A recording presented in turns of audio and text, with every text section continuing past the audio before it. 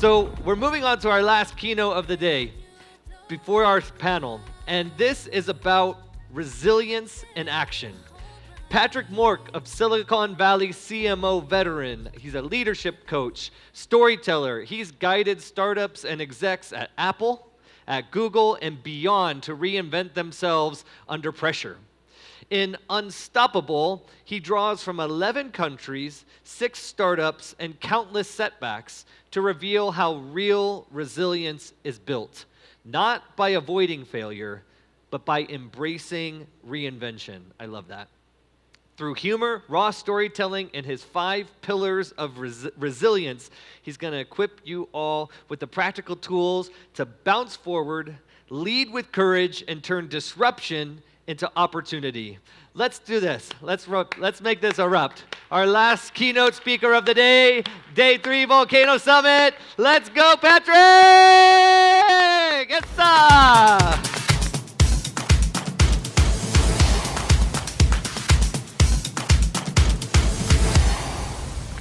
Good afternoon. Buenas tardes a todos. It's great to be here in Volcano Summit. I remember the last time I came here a year ago, I looked at the stage and I said, I want to be on that stage. I want to be on that stage inspiring all these amazing people. And visualizing that, here I am. But before we get started today, so you make sure this is working, or am I going the wrong way? Let's see. I'm going to have to ask you to close your eyes again and not go to sleep, because I know you just closed your eyes, all right? But close them real quick. And with your eyes closed, I'm going to ask you to answer one simple question. Do I have your permission to take off the mask, to be real, authentic, and to share with you a number of stories that are difficult, deeply personal, and sometimes uncomfortable? Raise your hands if I have your permission to share that with you. All right, we're good. The reality is that we've talked a lot about entrepreneurship. We've talked a lot about artificial intelligence. We've talked a lot about the future. Nobody has a crystal ball. Nobody knows what the future looks like. But one thing that we do know is that according to the World Economic Forum at Davos and many other sources, a lot of jobs are going to be lost over the next 5 to 6 years. World Economic Forum estimates that over 90 million jobs are going to be lost. There's going to be a lot of disruption. There's going to be a lot of change, and change is difficult. Are we prepared for that or not? That's a different question. We don't know how many jobs are going to be created. But I can tell you one thing, after having worked in Silicon Valley, having worked in tech startups for over 25 years, I've been part of the computer revolution, the internet revolution, the mobile revolution. The breadth and depth and speed of what is coming towards us is like nothing we have ever seen. The technological tsunami that we are going to witness is going to completely change every facet of our lives, professionally and personally, forever. And the reality is that's going to require us to change. The Greek philosopher Heraclitus once said, the only constant in life is change. Change is bold, change is unpredictable, change is scary. And as human beings, we are not wired for change. And that is going to make it incredibly scary and painful for many of us. But the other truth about about change, is that it's often for the best. It might be difficult in the short term, but oftentimes humanity comes out stronger in the long term. How many people in this audience have thought about starting a business? Raise your hands. Why do we not start our businesses? Why does a person that knows that they should leave the hometown that they spent 30 years in not leave? Why does a person who is in a toxic relationship, and everybody around them knows they're in a toxic relationship, stay with that person? Why do people not leave their home countries and search for better opportunities elsewhere? Oftentimes it's one single word. It's fear. Miedo. It's the one thing that often holds us back, and it keeps us from starting the process of change. But is fear the only thing that keeps us from changing? No. There's more to the story than that. Here are a couple of shocking stats for you to think about, especially those of you who want to be entrepreneurs. Starbucks. Everybody knows Starbucks, right? All these latte drinkers in the audience. But the reality is most of us don't know that Howard Schultz was rejected 242 times before he secured investment to buy that company. Or look at KFC. Right? Colonel Sanders was over 60 years old when he started Kentucky Fried Chicken. Now, he was brave enough to embrace his vision to start that company. But it took him over 1,000 attempts to get the first franchise restaurant. 1,000. Mil. Airbnb, which many of us in this audience use. Hell, I'm a huge fan. Right? An amazing accomplishment. And Brian Chesky and his co-founders found the courage and the strength to start that business. But what we don't know is that they were rejected 7 times by the best VCs in Silicon Valley trying to secure their round of funding. The thing I want you guys to take away, if you take away anything from this keynote, is simply this. Fear is what stops you from trying and from starting. But it is resilience which determines whether you finish. And it's resilience that we're going to talk about today. And the good news for every single one of you in this audience is that resilience is like a muscle. You can train it. And the more you train it, the stronger it gets. It's like going to the gym. Right? We all go to the gym at the beginning of the year and it sucks and we're painful and everything hurts and we got muscles and things that we didn't even know existed that hurt. But if we stick to it long enough, we grow. Resilience is the same. I'm going to share with you 5 pillars of resilience. 5 things that I have learned over the last 53 years where I have lived in 11 countries, done 33 moves, done 6 startups, started 3 companies, been fired 5 times, been divorced, and been bankrupt once. So I think I know a little bit about resilience. Right? So let's look at the first pillar. Let's talk about purpose, propósito, razón de ser, right? For me, finding my purpose started on March 7th of 2017. I was working as a chief marketing officer at Course Hero, unicorn startup in EdTech in Silicon Valley. And I will not exaggerate that I was struggling. I was having a tough time. And I'll never forget, it was a Monday afternoon. I was going to have my one-to-one meeting with my founder, with my boss. And he sends me a Slack message, and he goes, hey, instead of meeting by my desk, do you mind if we meet at the meeting room, across the building? And I was like, yeah, sure, no problem. So I grabbed my laptop, and I grabbed my phone. I go to the other side of the building. And I open the door, and I see a meeting room kind of like this one. And on the one side of the table is my boss, young founder, 30s. And he's looking down, and he's very serious, and he's like playing with his pencil. And on the other side of the table is, dun, dun, dun, the director of human resources. Yeah. Now, I don't know about you guys, but I knew right then when I walked into that meeting that I was probably not going to have to open my laptop to talk about the marketing KPIs. Okay? They were not interested. And I sat down with my boss and with the director of HR, and they said, hey, we know things have been difficult, and you've done a wonderful job, doing this and hiring the team and streamlining and launching the brand. And, for those of you who don't know, when they start by complimenting you, that's called a shit sandwich, right? They start with something really nice, they feed you the shit in the middle, and then you get something nice at the end. Right? That's what it looks like. We've all been there. Doesn't taste good. And they're like, we've had some issues with your decision making and the way you operate and behave in the confines of this company. And after review with the board and with the team and, given the times, we're afraid to share with you that today will be your last day at the company.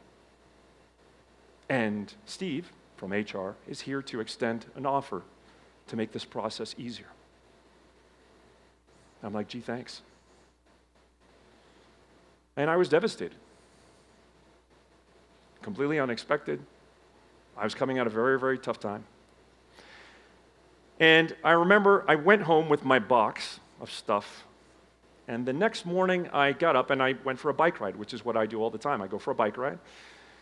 And I was cycling and I was thinking about all these things in my mind, and I was really struggling, and the tears were streaming down my face, and I was raging, I was angry, I was afraid, because it was the second time in 18 months I'd been fired, and the year before, my wife had left me.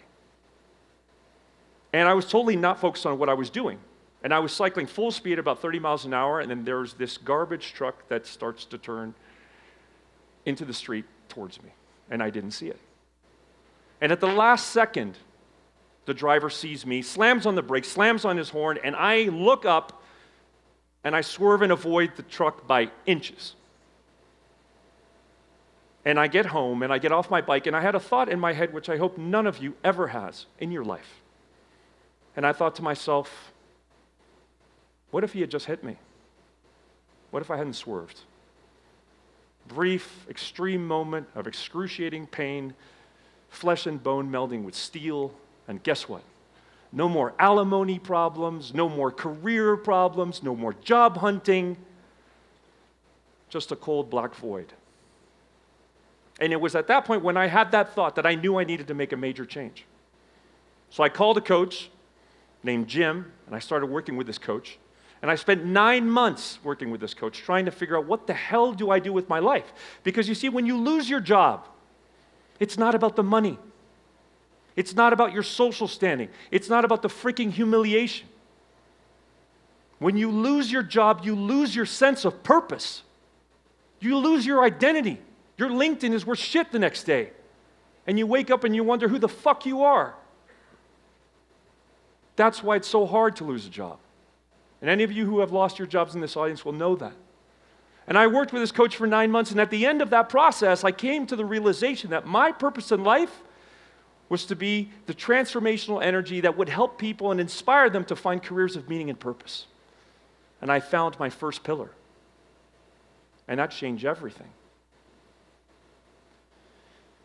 The exercise I want to leave you with is a very simple one. You can take a picture of this. You can look it up. It's called the Ikigai. It comes from Okinawa, Japan. It's a framework which helps us understand why we exist.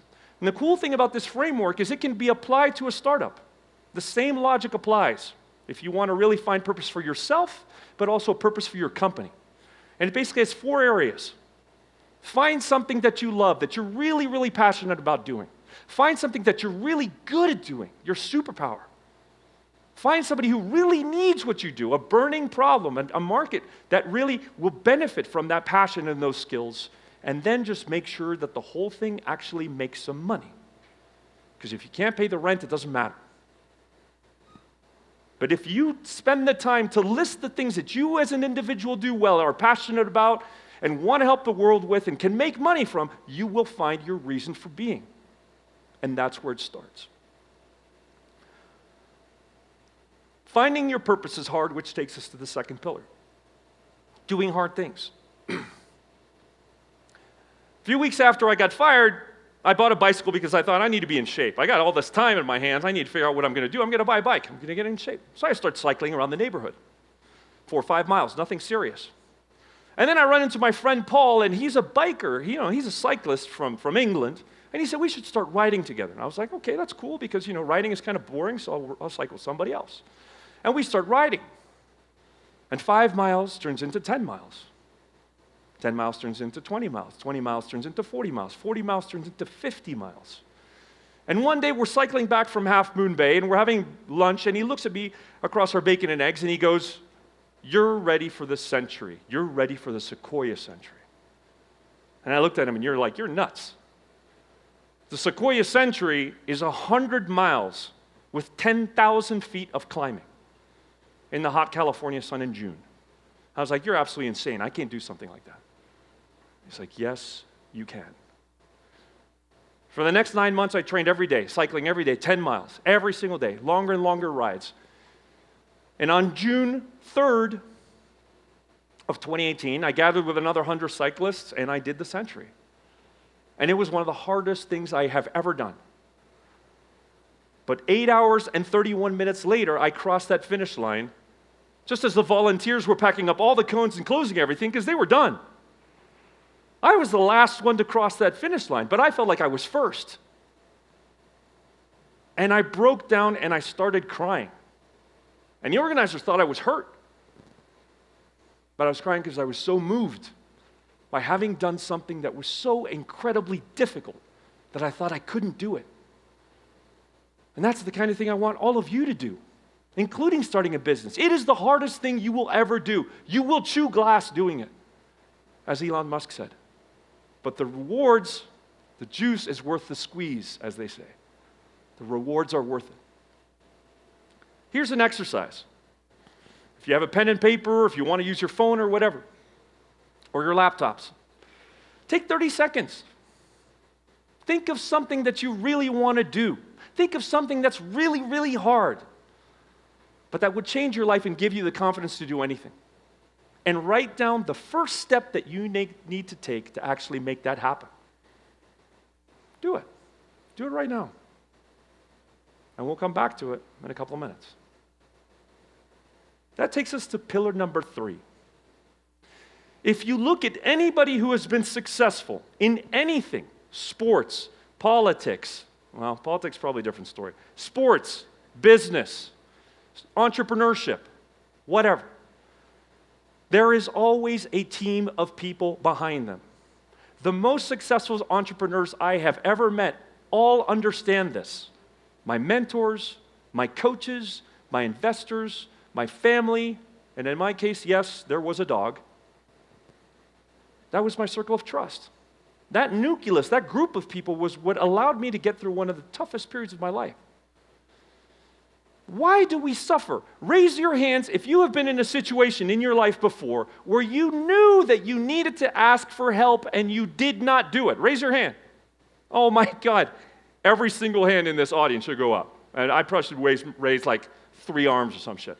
Right? We've all been there. Why do we do that? Right? Why do we suffer in silence? Well, sometimes it's this fear of being vulnerable. Ay, Dios mío, ¿cómo me van a ver? Right? Are they going to think less of me? Soy débil? You know, am I going to be weak? Am I going to be vulnerable? Right? Many of us suffer in silence because of that stigma. Sometimes it's self-preservation. Right? We have been conditioned, particularly men, that you're not, no, dude, you're just going to grind through it. Bullshit. You don't grind through things. Right? That's what we're conditioned to think. Or sometimes it's imposter syndrome. Right? Have you ever been in a situation where you're in this new job and you think to yourself, oh my God, are they going to see through me? Do they realize I shouldn't be the director of marketing?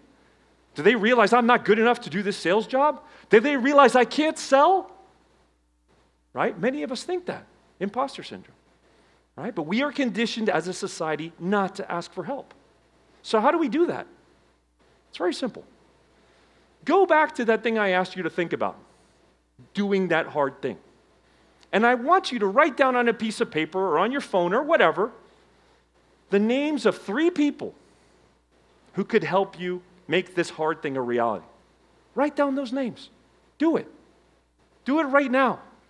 And when you've written down those names, I want you to send them a text message. And I want you to tell them what you're trying to do and the help that you need from them. Asking for help is it's like building a muscle. Again, it goes back to resilience. The more we ask for help, the more comfortable we feel doing it. And if you're not comfortable doing it, then start with small asks. Things that don't really make you afraid, right? Something that's simple. The more you ask for help, the more not only you will solve your problem more easily, but this is the magic. The more you ask for help, the more you help somebody else feel good about helping you. Because that's what happens when we ask people to help us. And they help us, they feel good about helping us, right? Our 4th pillar is perhaps the most important. Reframing failure, right? In Silicon Valley, it's a badge of honor to fail. It's just part of the process. There is a journey to building a company. There is a journey to doing anything difficult. And on that journey are a litany of failures. The late Kobe Bryant once was interviewed, and they asked him a simple question. They said, Kobe, what do you want most? What's your drive for winning? Is it the fear of losing, or is it the thrill of like lifting the championship cup? And his answer was neither. It's the thrill of learning. And that's what we need to focus on. We need to let go of the stigma that we have in so many countries in the world, including in Latin America, including in Europe, that failure is a bad thing. And embrace it as part of the process. When I moved to Chile and I started Leap, the first couple of months were pretty good. We were getting clients, we were growing, we were hiring people. And then all of a sudden one day, I stepped out of the office and I saw all these people walking down the streets banging drums and protesting, and there were thousands of people. Thousands. The estallido social. Right? Over 5 million Chileans took to the streets demanding massive constitutional change, burning and looting supermarkets and metro stations, and pulling policemen out of their cars and beating them up. As you can imagine, that's not exactly a good thing for business. My fledgling startup almost died during those months. Our revenues went to nearly zero. But we made it through.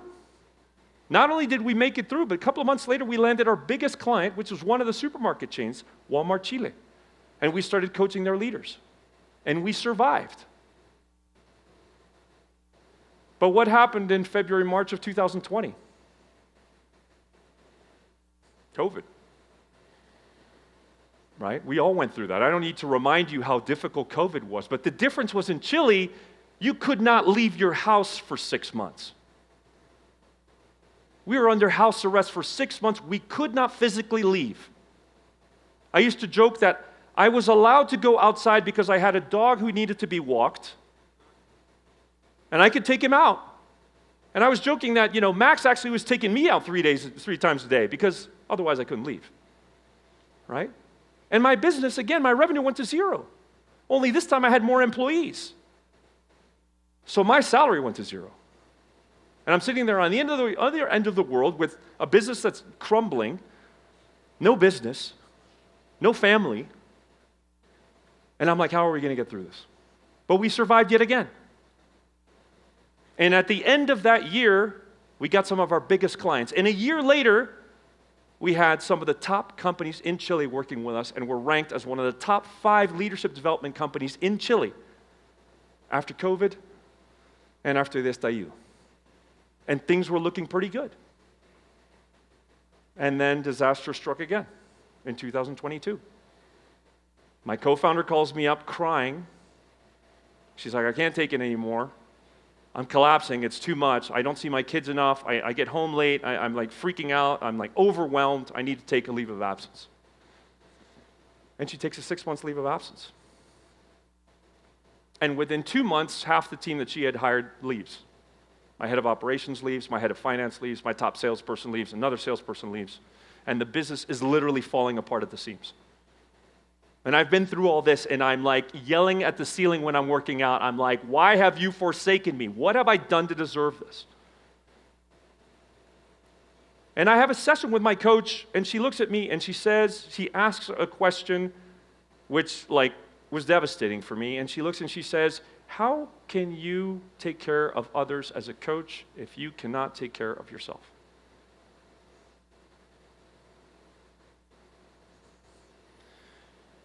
Two months later, I got on a Zoom call with my co-founders, my coaches, the remaining of my team, and did one of the most difficult things I've ever done in my life. And I told them, guys, by the end of this year, we will cease taking on new clients, and by May of next year, Leap will officially close. How many people have had a startup that's gone bankrupt or closed? Raise your hands. Okay, you know what I'm talking about, how painful that is. That's one of the darkest moments of my life. But here's the reality. If I had not moved to Chile, I would never have started that business. If I had not moved to Chile, I would never have hired those people and had the opportunity to mentor and see them grow. If I had never moved to Chile, we would never have served and helped over 18,000 leaders across the region. If I had not moved to Chile, we would not have developed the content that impacted millions of people across the region and continues to get feedback and comments today. If I had not moved to Chile, I would not have written my best-selling book. And most importantly, ladies and gentlemen, if I had not moved to Chile, I would not have become the father that I am today for my kids. So when you think of failure, replace it with one word: learning. There is no such thing as failure. There is only learning. I'm going to be over time, but I'm wrapping up. So we're going to skip this exercise. The last pillar is probably the most unusual one, and it's definitely a little bit controversial. It's faith. Faith can be seen in many different ways.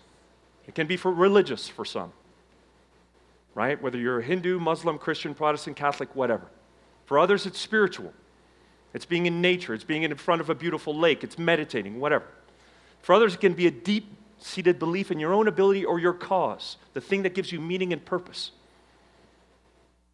When I moved to Miami in 2024 and had to restart my life from zero, not only was I moving countries again, it was move number 33, new city, new people, starting a new business all over again. But the one thing that changed that was so difficult was that for the first time in my life, my son came to live with me. And he's in the audience here today. And initially, I was overjoyed. I was overjoyed. I was so excited that he was coming to live with me. I thought it was so cool. I was like, wow, we're going to spend quality time together. He's going to see what I do. I'm going to help him finish high school. It's going to be awesome. And, he was going to play D1 basketball. He wanted to apply a scholarship to go to university. And I was genuinely excited. I was really thrilled. And life changes. Situations change. Within a couple of months of arriving, he was struggling with some things at school. Making friends was much more difficult than we thought. The school was not as good as we had hoped. He decided finally that he didn't want to become a college athlete because it was so rigorous, and he'd been playing high-level competitive basketball for over 10 years. He was exhausted doing it. And with the decision to no longer play basketball came the decision eventually that I don't want to go to university. I want to do my own thing, and I want to potentially be an entrepreneur, which of course I wholeheartedly supported. But the process was so difficult on our relationship, and I was already under so much stress that our relationship grew more and more toxic and confrontational by the day. We were fighting more and more often. I was trying to control him. I was trying to tell him what to do. And the more we fought, the more acrimonious it became. And eventually things emerged in this conversation about my divorce. Things emerged in this conversation about my career decisions and choices. And he told me things which I probably really needed to hear, but as a parent, can be heartbreaking and hard to hear. And I was devastated. And I did not know what to do to get out of that situation. And one day I was walking down Lincoln Road, and I came across this beautiful church, the Miami Beach Community Church. And I heard some music. So I went inside, and I sat down.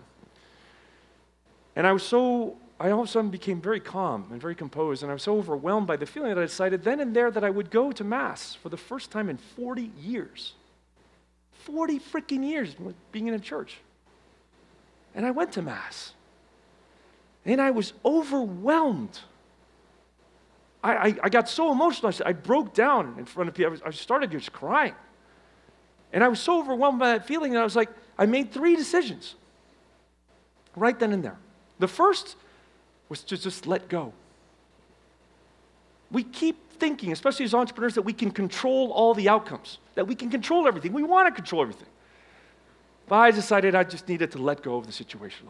Trust in that something, a higher power, something was going to guide me to find the right decision. The second decision was really about embracing gratitude. We spend so much of our lives complaining and bitching and moaning about what we don't have instead of realizing what we do have and being thankful for that. And that was a big revelation for me. And so already with those 2 choices, I just realized that I needed to completely change my focus. And the third thing that I decided to do differently was to focus on doing what I loved instead of trying to be something that I wasn't. And that started to change everything as well. Because when you let go and you tap into your purpose and you focus on the things that give you energy, your world changes. And for me, that was coaching, that was speaking, that was helping others, that was doing workshops, that was creating content. That's what gave me joy. And I found peace, and I found joy, and I found strength. And my life changed. My business started to boom. I launched a podcast. I interviewed NFL players, amazing CEOs, founders, politicians, writers, creating great content to inspire and help others. But more importantly, I reconnected with my little man. I reconnected with my son. I strengthened the relationship with my parents, with my daughter, with my friends. I found peace. I found gratitude. I found love.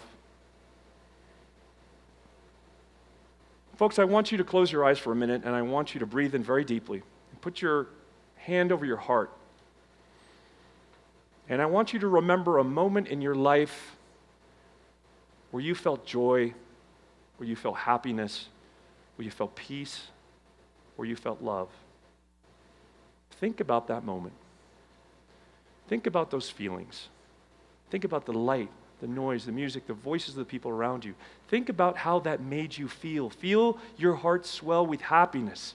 Hold that feeling. If there is one exercise I can leave with you today that is so powerful, that will make you become so much more resilient, it is to give gratitude every freaking day for what you have, as opposed to complaining about what you don't. And not just give gratitude for what you have, but give gratitude also for the bad things that have happened in your life, for the setbacks and the failures. Because it's the setbacks and the failures that shape you into the person that you are today. If you develop a daily gratitude practice, you will become so much more resilient.